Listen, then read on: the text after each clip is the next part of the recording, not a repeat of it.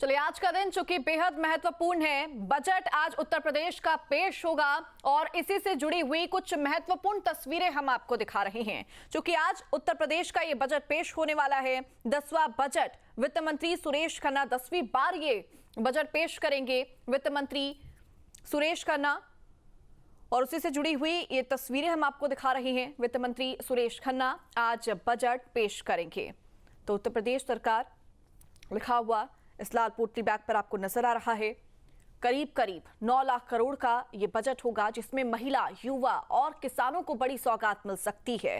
कयास यही लगाए जा रहे हैं। इससे पहले हमारे सहयोगी अविनाश ने जब वित्त मंत्री से बातचीत करी थी, तब भी उन्होंने इस बात का जिक्र किया था कि ये बजट बेहद खास होने वाला है। हालांकि चुनावी साल को देखते हुए उम्मीदें इस बजट से काफी ज्यादा लोगों को हैं। जिस तरह से तस्वीर आपने बिहार के वक्त देखी थी, बिहार विधानसभा चुनाव से पहले देखी थी, तब लोगों को काफी उम्मीदें उस बजट से थी और कुछ वैसी ही तस्वीर देखने को मिली थी। तो इस बार जो उत्तर प्रदेश का 26-27 का ये बजट होने वाला है, उसको लेकर भी सभी की उम्मीदें काफी ज्यादा हैं। तो वित्त मंत्री सुरेश खन्ना विधानसभा में योगी सरकार 2.0 का ये 5वां बजट पेश करेंगे। क्योंकि अगले साल विधानसभा चुनाव होने हैं, ऐसे में 2027 के पहले सप्ताह तक आचार संहिता फिर लग जाएगी और ये बजट योगी सरकार का चुनावी बजट माना जा रहा है।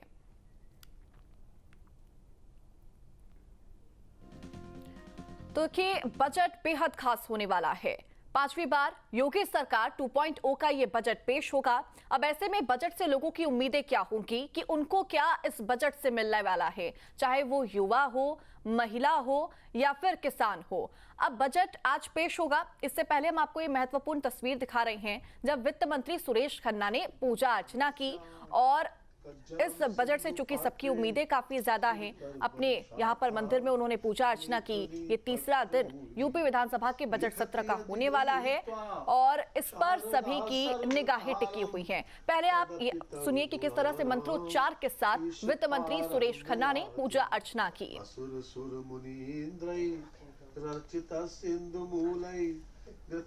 और हमारे सहयोगी अविनाश भी जुड़ गए हैं।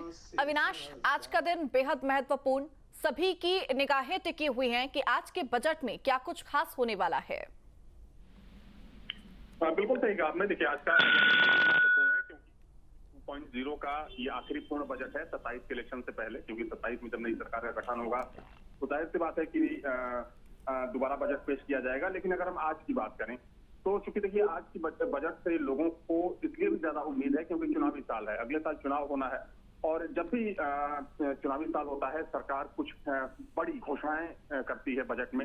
और खास तौर पर अगर हम बात करें तो चूंकि इस बजट में ये कहा जा रहा है कि युवाओं के लिए और महिलाओं के लिए सरकार ने कुछ व्यवस्था कर रखी है। चूंकि अगर हम महिलाओं की भागीदारी की बात करें तो जिस तरीके से बिहार चुनाव में महिलाओं का जो एक कह सकते हैं स्वभाव रहा, बहुत ज्यादा रहा, तो ऐसे माना जा रहा है कि कुछ नई घोषणाएं सरकार के द्वारा की जा सकती है, खासतौर पर बुजुर्ग महिलाओं के लिए। और जो वृद्धा पेंशन योजना चल रही है उसमें कुछ बढ़ोतरी की जा सकती है। इसके अलावा जो कामकाजी महिलाएं हैं उसके लिए भी सरकार कुछ लेकर आ सकती है। जहां तक सवाल युवाओं का है तो चूंकि युवाओं को लेकर भी सरकार काफी सजग है, सतर्क है।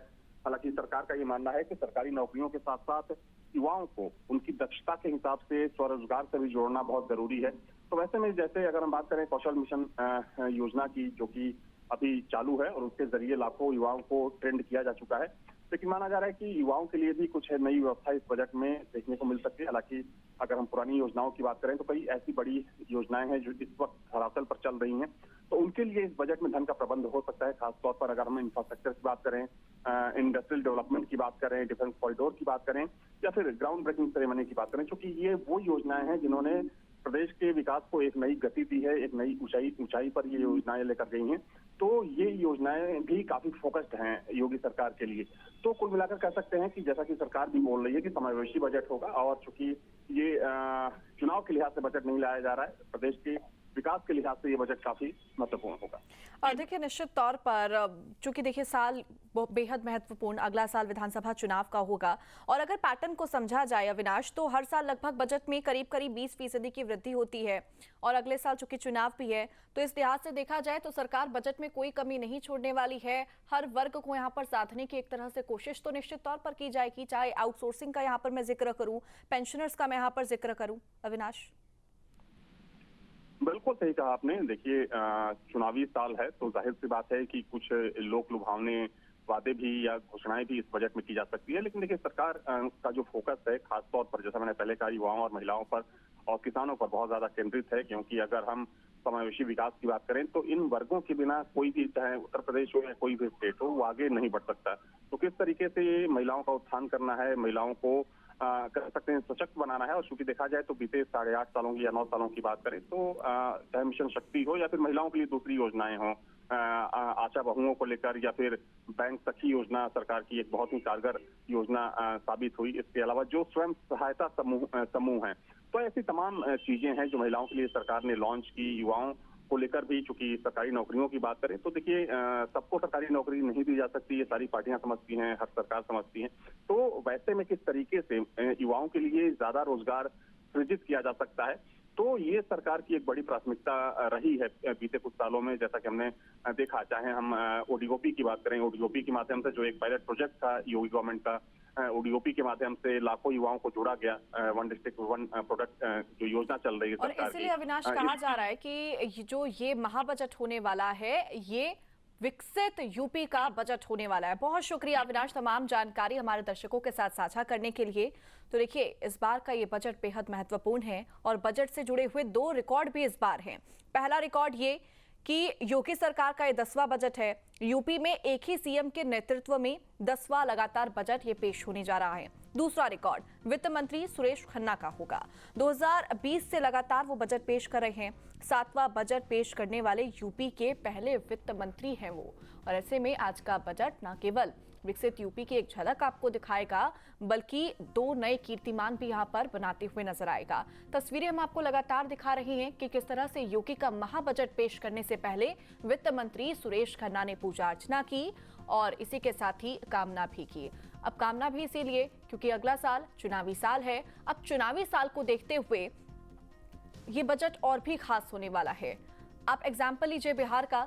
जब बिहार में विधानसभा चुनाव होने वाला था, उससे पहले जब बजट पेश हुआ था तो उसमें कई तरह के लोक लुभावन वादे किए गए थे, योजनाओं का जिक्र किया था। हालांकि चुनाव हो जाने के बाद जब अब वहां पर बजट पेश किया गया तो उसको पूर्णतः पूरा करने की भी कोशिश की गई। आपके मोबाइल पर तुरंत आएगी ब्रेकिंग न्यूज। स्क्रीन पर सबसे पहले दिखेगी बड़ी खबर। देश दुनिया की हर खबर एक जगह। अब आपके मोबाइल पर तुरंत फटाफट इंस्टॉल कीजिए न्यूज नेशन ऐप और रखिए खुद को अपडेट। आपके मोबाइल पर तुरंत आएगी ब्रेकिंग न्यूज। स्क्रीन पर सबसे पहले दिखेगी बड़ी खबर। देश दुनिया की हर खबर एक जगह। अब आपके मोबाइल पर तुरंत फटाफट इंस्टॉल कीजिए न्यूज नेशन ऐप और रखिए खुद को अपडेट।